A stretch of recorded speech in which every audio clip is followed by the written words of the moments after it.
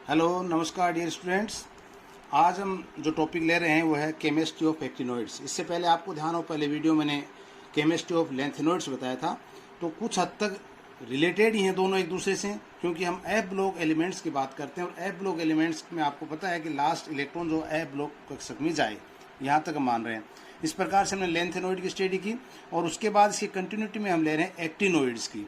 तो आप देखेंगे कि एक्टिनोइड्स क्या है। एक्टिनियम 89 को हम इसमें शामिल नहीं कर रहे हैं। मैंने कहा था ये किसका है, डी ब्लॉक का एलिमेंट्स है और ये अपने लक्षणों में कुछ हद तक एक्टिनोइड्स के साथ है, लेकिन डी ब्लॉक के कक्षक भी इलेक्ट्रॉन के गुण धर्म भी ये दर्शाता है। तो इसके तहत हमने एक्टिनोइड को शामिल नहीं करते हैं। और उसके बाद हम थ्योरियम से शुरू करते हैं 90 से लेकर के और लास्ट में लॉरेंशियम तक 103 तक, यानी 14 एलिमेंट्स भी जिस तरह से लेंथेनोइड्स को हमने एफ ब्लॉक में समाहित किया, इसी प्रकार से हम एक्टिनोइड्स को भी करेंगे। तो सर्वप्रथम देखिए आप, इलेक्ट्रॉनिक कॉन्फ़िगरेशन ऑफ एक्टिनोइड्स।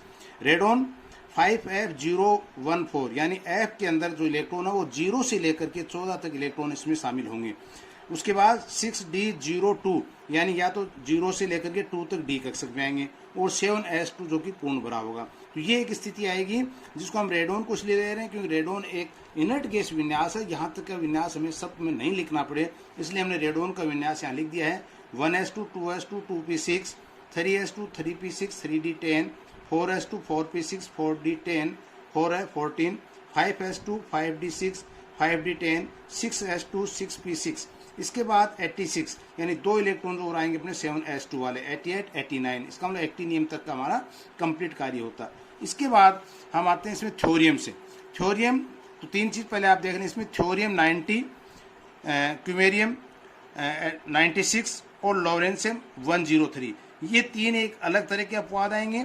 और पहले जो 4 तत्व हैं, थ्योरियम, प्रोटेक्टेनियम, यूरेनियम और नेपच्यूनियम, ये भी एक अपवादित रूप में। अपवादित इसलिए हैं क्योंकि इलेक्ट्रॉनिक विन्यास जो इतना नज़दीक में होता है, जिनके अंदर कि हम कह सकते हैं 5f और 6d दोनों की ऊर्जा अंतर बहुत ही कम होता है और दोनों में इलेक्ट्रॉन कब कौन से कक्षक में चला जाए, इस प्रकार से एक अपवाद के रूप में इसके एक नहीं दो इलेक्ट्रॉनिक कॉन्फ़िगरेशन भी मिलते हैं। इसलिए मैंने कहा एक अपवाद के रूप में भी लेंथेनोइड से ज़्यादा इसमें मिलेंगे। दूसरा एक चीज़ आप ये ध्यान रखिए, F1 F5 और F8 कॉन्फ़िगरेशन इनके अंदर कभी नहीं आएगा एक्टिनोइड के अंदर। जब हम एग्जाम में लिखते हैं तो ये अगर हम ध्यान में रखें कि F1 वाला नहीं आएगा कभी भी, F5 नहीं आएगा और F8 नहीं आएगा। थ्योरियम एक ऐसा एलिमेंट है जिसके अंदर 5f0 इलेक्ट्रॉन रहेगा। इसका मतलब क्या होगा कि IF के अंदर इलेक्ट्रॉन नहीं रहेगा और दोनों इलेक्ट्रॉन किस में है, 6sd6 और 7s2। इसका मतलब क्या, 5f0 ही एक ऐसा एक्टिनोइड एलिमेंट है जो कि एफ ब्लॉक का तत्व, उसके बाद की भी इसके अंदर एफ के अंदर कोई इलेक्ट्रॉन नहीं हो रहा है। जबकि हमारी डेफिनेशन क्या करी थी कि आउटर मोस्ट अंतिम कक्षक में इलेक्ट्रॉन एफ में जाता है तो हम एफ ब्लॉक एलिमेंट कहते हैं। तो यहाँ मैंने पहले बता दिया कि अपवाद है, तो इसलिए 5f0 को कई बार पूछ लेते हैं, क्योंकि हम थ्योरियम जैसे एक्टिनोइड का नाम आता है हम एफ ब्लॉक बढ़ना शुरू कर देते हैं। तो थ्योरियम को विशेष करके एग्जाम में के हिसाब से भी 5f0 इलेक्ट्रॉनिक कॉन्फ़िगरेशन आपको ध्यान रखना है। दूसरा देखिए, प्रोटेक्टेनियम 5f2 6d1 7s2, यानी डी का एक इलेक्ट्रॉन आ गया, एक इसका इलेक्ट्रॉन 5f2। उसके बाद यूरेनियम 5f3 6d1, फिर नेपच्यूनियम 5f4 और रेनियम, इसके बाद आ गया प्लूटोनियम 5f6। यहाँ तक वो स्थिति चल रही, कहाँ तक, नेपच्यूनियम तक की। तो मैंने कहा थ्योरियम, प्रोटेक्टेनियम, यूरेनियम और नेपच्यूनियम चारों एक जैसे से हैं, लेकिन ये अपवाद स्वरूप है। देखिए 6d1 6d2 है ना, और उसके बाद 6d0 भी आ जाएगा। तो एक प्लूटोनियम है जिनके अंदर 5f6 6d0 7s2 इलेक्ट्रॉनिक विन्यास पाया जाता है। उसके बाद अमरेंशियम में चूंकि हाफ फील्ड होगा तो 5f7 6d0 7s2 स्वाभाविक है, क्योंकि हाफ फील्ड जो होता है मोर स्टेबलता देन अदर ऑर्बिट्स के। इसी प्रकार से क्यूरियम, ये भी एक अपवाद है। इसके अंदर आप देखिए 5f7 6d1 वापस डी में चला गया, तो भी अपवाद स्वरूप है। बर्केलियम 5f9 6d0, मैंने कहा था ना 5f8 नहीं आएगा, जबकि इसके बाद क्या आना चाहिए था 8 वाला, तो मैंने कहा 8 नहीं आएगा, पहले आपको बताया था 5f9 6d0 और 7s2। इसके बाद आसान है, 6d में कोई इलेक्ट्रॉन नहीं आएगा, लास्ट लॉरेंशियम के अंदर एक इलेक्ट्रॉन आएगा और कंटिन्यूटी 9 10 11 12 13 14 और 14 इलेक्ट्रॉन भरते जाएंगे। और चूंकि यहाँ पे फुल फिल हो गया एफ कक्षक, इसलिए अगला इलेक्ट्रॉन 6d कक्षक में ही जाएगा, एफ के अंदर 15 नहीं जाएगा, क्योंकि अधिकतम संख्या कितनी आ सकती है एफ के अंदर, 14 इलेक्ट्रॉन आ सकते हैं। ये जो प्रारंभ के तत्व हैं, खनिज अयस्कों में प्रमुख अयस्क जो है इनका किसका, थ्योरियम, प्रोटेक्टिनियम, यूरेनियम, इनका मोनोजाइट के रूप में पाया जाता है। उसके बाद ये तत्व क्यूरियम तक के अगर हम देखें, जिसमें नेपच्यूनियम, प्लूटोनियम, अमेरेंसियम, क्यूरियम, ये क्या है, इनमें कोई भी तत्व प्रकृति में नहीं मिलता है। ये सारे तत्व क्या मनुष्य द्वारा नाभिकीय अभिक्रियाओं द्वारा संश्लेषित किए जाते हैं और इनका हाफ लाइफ पीरियड बहुत ही कम होता है। इसको नीचे मैंने बताया आपको कि 5F और 6D कक्षकों की ऊर्जा में इतना कम अंतर होता है कि इलेक्ट्रॉन इन दोनों कक्षकों में आसानी से आ जा सकते हैं। ये इलेक्ट्रॉन परमाणु के नाभिक की ओर धसे हुए रहते हैं। दूसरी चीज़ आपको ये देखनी है, हमने 4F के अंदर देखा था कि अंदर के कक्षक हैं, इसी तरह से 5F भी अंदर के कक्षक हैं, लेकिन इनका विस्तार अधिक होता है। तो जो आगे मैग्नेटिक प्रॉपर्टी आएगी इसके अंदर अपने इसको और डिटेल मिलेंगे। यूरेनियम 92 के बाद आने वाले समस्त एक्टिनोइड अस्थायी तत्व, मैंने कहा ना अस्थायी, यानी हाफ लाइफ पीरियड बहुत कम होता है, इनका कुछ सेकंड तक करा जाता है और ये प्रकृति में नहीं पाए जाते हैं। सबसे अधिक प्रकृति में परमाणु क्रमांक वाला तत्व जो पाया जाता है वो यूरेनियम है। 92 के बाद के आने वाले समस्त संश्लेषित तत्वों को हमने ट्रांस यूरेनिक तत्व, ये भी कभी पूछ लेता है कि ट्रांस यूरेनिक तत्वों से क्या अभिप्राय है, तो इसको हम बता सकते हैं। उसके बाद नेक्स्ट जो हम लेते हैं वो आता है इनका ऑक्सीडेशन स्टेट के ऊपर, कि ऑक्सीकरण अवस्था को कैसे आप इसमें समझा सकते हैं। ऑक्सीकरण अवस्था में देखिए, जहाँ पे हम लेंथेनोइड की बात करें तो हम क्या कि ऑक्सीकरण अवस्था +3 इसकी मोर स्टेबल ऑक्सीडेशन स्टेट है।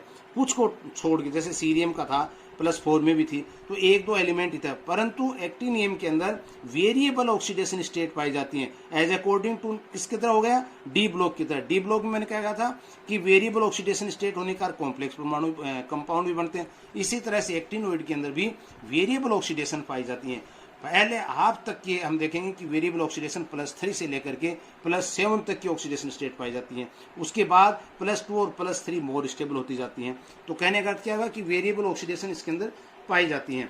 अमेरेंसियम एक्टिनियम में देखें, थ्योरियम, प्रोटेक्टिनियम और यूरेनियम सभी स्थायी ऑक्सीकरण अवस्था जो है +3, +4, +5 और +6 की दर्शाते हैं, क्योंकि इनके समस्त बाह्यतम 5F, 6D व 7S इलेक्ट्रॉन को बंद बनाने में प्रयुक्त हो जाते हैं।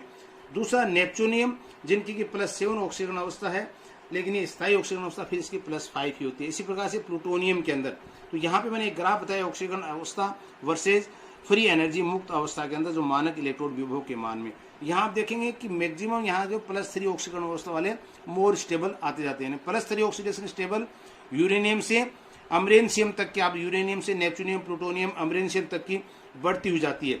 किसमें, मान इसका जिस बार अमरेंसियम के बाद के तत्वों में क्या है, एक्टिनोइड की केवल +3 ऑक्सीकरण अवस्था ही स्थायी होती है। नोबियम इसके अंदर एक अपवाद है, वो आगे चल के इसकी फिर डिस्कशन करेंगे।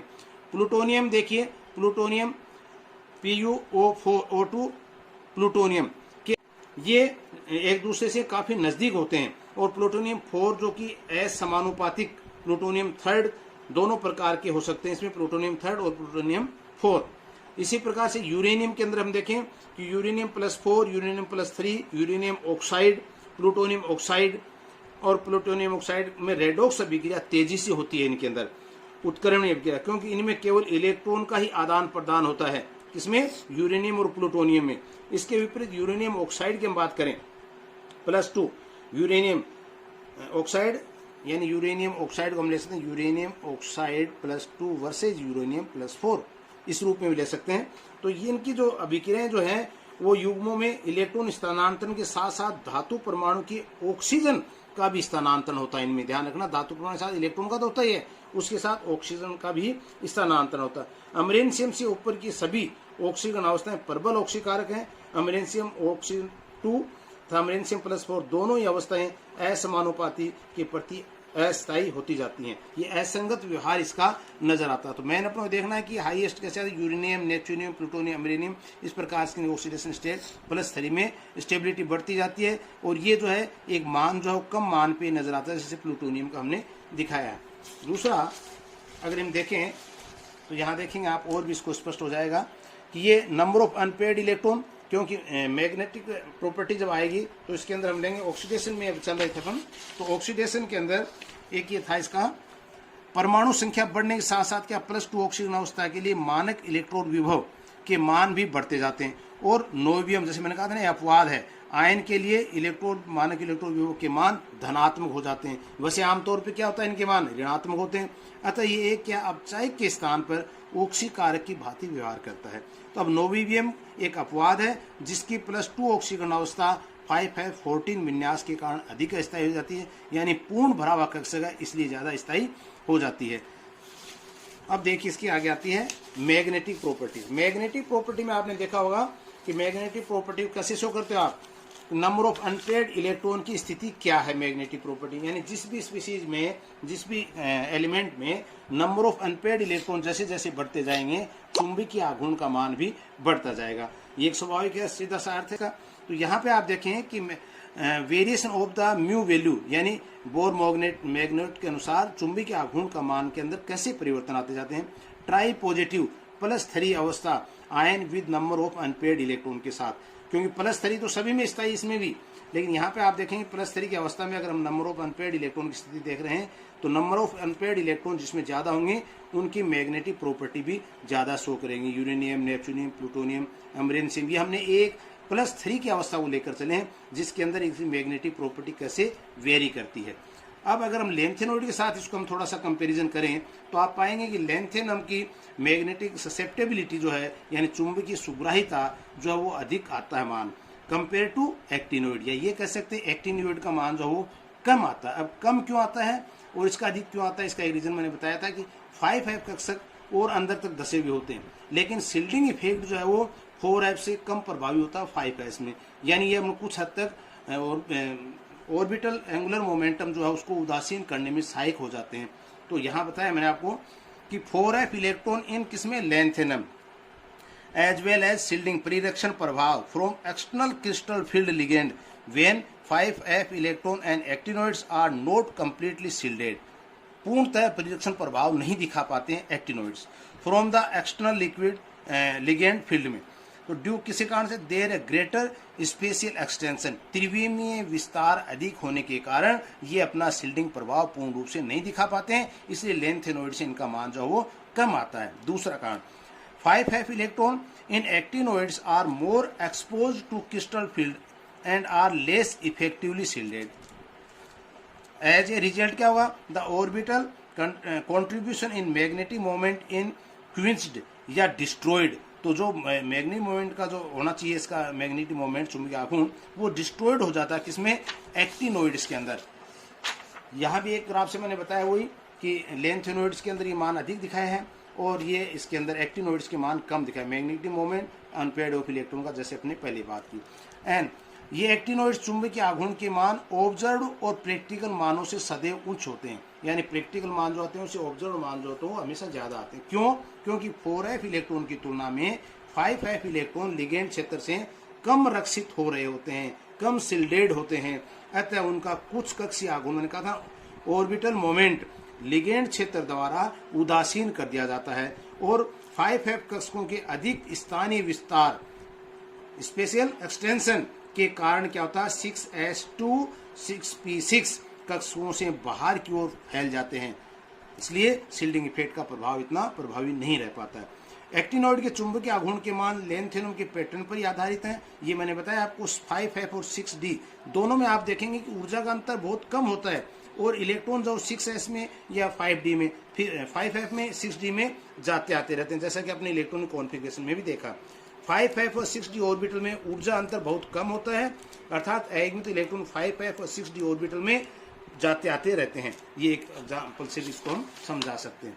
इसके बाद आता है अगली प्रॉपर्टी कि एक्टिनोइड कॉन्ट्रैक्शन। जैसा कि हमने लेंथेनोइड कॉन्ट्रैक्शन पढ़ा था, कॉन्ट्रैक्शन का मतलब क्या था कि जैसे जैसे नंबर ऑफ इलेक्ट्रॉन्स बढ़ते जाते हैं तो उसके आकार के अंदर कमी का आना, ये कहलाता है कॉन्ट्रैक्शन, संकुचन।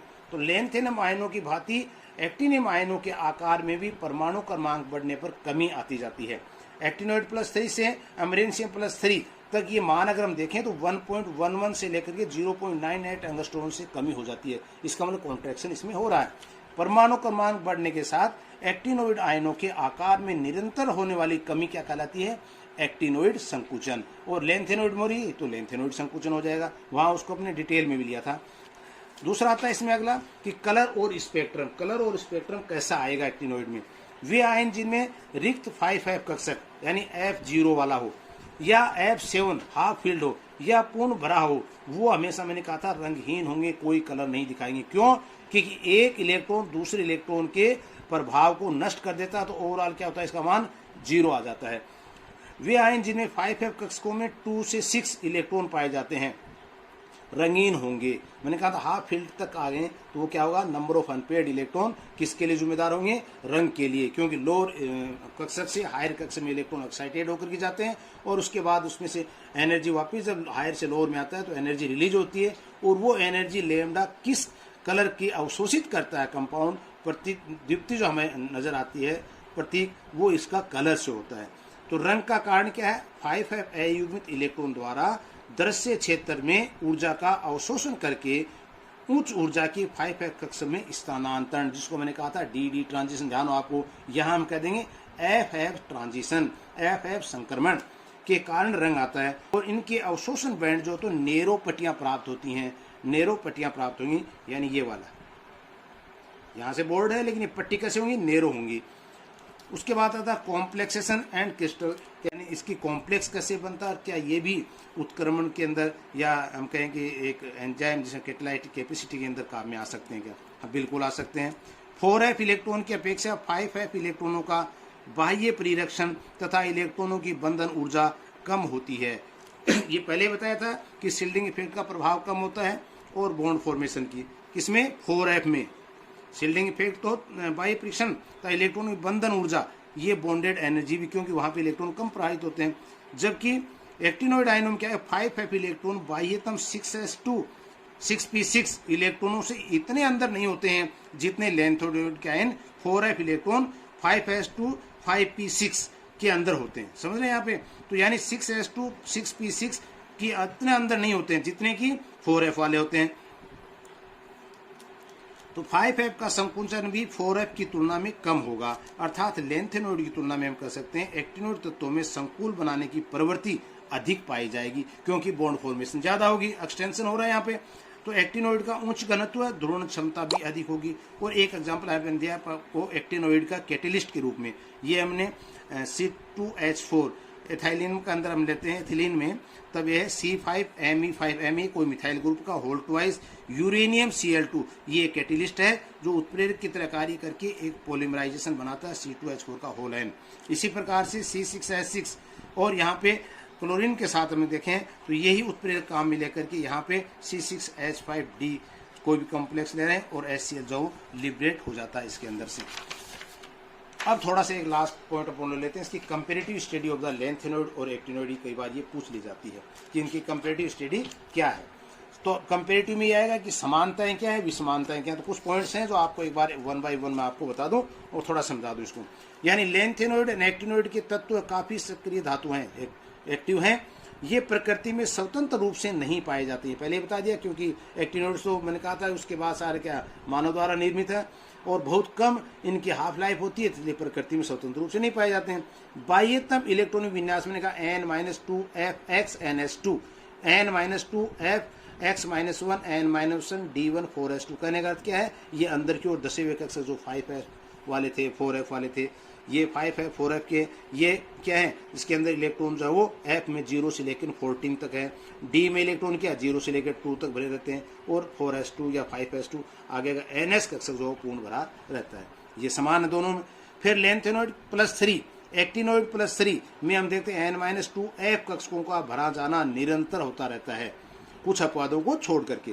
दोनों श्रृंखलाओं के तत्व संकुचन की क्रिया करते हैं, कॉन्ट्रैक्शन जैसे मैंने बताया था। सामान्य ऑक्सीकरण दोनों में +3 ज्यादा स्थायी होता है। संकुल यौगिकों में लेंथेनम व एक्टिनोइड आयनों की कोऑर्डिनेशन नंबर जो 7, 8, 9, 10, 11, 12 प्राप्त करने की प्रवृत्ति पाई जाती है। कोऑर्डिनेशन नंबर इसमें ज्यादा होता है क्योंकि एफ के अंदर इलेक्ट्रॉन की संख्या भी ज्यादा होती है।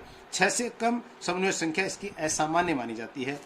समान नंबर ऑफ अनपेयर्ड इलेक्ट्रॉन आयनों की मैग्नेटिक प्रॉपर्टी भी समान होती है, तो इसलिए मैग्नेटिक प्रॉपर्टी गुणधर्म भी समान होंगे, और अधिकतर जो नंबर ऑफ अनपेयर्ड इलेक्ट्रॉन होंगे तो वो रंगीन यौगिक बनाएंगे। अब देखिए इसमें वेरिएशन क्या क्या है। प्रोमेथियम को छोड़कर अन्य कोई भी लेंथेन तत्व रेडियोधर्मी नहीं होता है, जबकि एक्टिनियम तत्व सभी क्या है, रेडियोधर्मी है। रेडियोधर्मी से क्या मतलब, यहाँ पे रेडियोधर्मी का मतलब है न्यूक्लियर का अपघटन होना, न्यूक्लियस का आगे से आगे अपघटित होते जाना, वो कहलाता है उसकी रेडियोधर्मिता गुण। प्रोमेथियम के अतिरिक्त सभी लेंथेनम तत्व भूप्रपट्टी से प्राप्त किए जाते हैं, ऑक्साइड से, परंतु थ्योरियम तथा यूरेनियम के अतिरिक्त शेष सभी तत्व क्या है, संश्लेषित किए जाते हैं, सिंथेसाइज किए जाते हैं, जो कि अभी भी सिंथेसाइज हो रहे हैं। लेंथेनम तत्वों में F कक्षक में पहला इलेक्ट्रॉन श्रृंखला के पहले सदस्य सीरियम में प्रवेश करता है, जबकि एक्टिनियम में पहला F इलेक्ट्रॉन श्रृंखला किस में जाता है, थ्योरियम नहीं बोलेंगे, यहाँ पे क्या कहेंगे, प्रोटेक्टिनियम। मैंने बताया ना आपको कि थ्योरियम के अंदर तो F0 ही है, लेकिन एक्टिनियम में ये अंतर आ गया, जबकि लेंथेनम में क्या था, सीरियम में जा रहा है, सही है 58 पे जाएगा, लेकिन यहाँ पे 90 पे नहीं जाकर ये किस में जा रहा, प्रोटेक्टिनियम के अंदर जाता, 91 में F कक्षक शुरू होता है। लेंथेनम में +3 ऑक्सीकरण अवस्था होती है, जबकि एक्टिनियम में मैंने कहा था वेरिएबल ऑक्सीडेशन नंबर पाया जाता है, जो +3 से लेकर +3 तक 7 तक का ऑक्सीकरण अवस्था पाई जाती है। लेंथेनम की अधिकतम ऑक्सीकरण अवस्था +4 जिसमें सीरियम में था, जबकि एक्टिनियम तत्वों में नेपच्यूनियम प्लूटोनियम की अधिकतम ऑक्सीकरण अवस्था कितनी है, +7 तक होती है, नंबर ऑफ अनपेयर्ड इलेक्ट्रॉन 7 तक भी है। लेंथेनम यौगिक प्रकृति में आयनिक होते हैं, जबकि एक्टिनियम यौगिक कुछ सहसंयोजक गुण भी लिए होते हैं, किसके कारण से, स्पेशियल एक्सटेंशन के कारण, ध्यान रखना होगा आपको, और एक्टिनियम संकुल बनाने की प्रवृत्ति अधिक होते हैं लेंथेनम की तुलना में। तो एक्टिनियम में संकुल फॉर्मेशन ज़्यादा होती है कंपेयर टू लेंथेनम में। तो इस प्रकार से हम लेंथेनम और एक्टिनियम की बात की। अगले टर्न पे हम एक लेंथेनम का सेपरेशन का जो एक्टिनोइड का है वो एक मुख्य बिंदु है, जो कई बार एग्जाम पूछा जाता है। तो अगले वीडियो में हम एक्टिनोइड के सेपरेशन की बात करेंगे। धन्यवाद आप सभी को।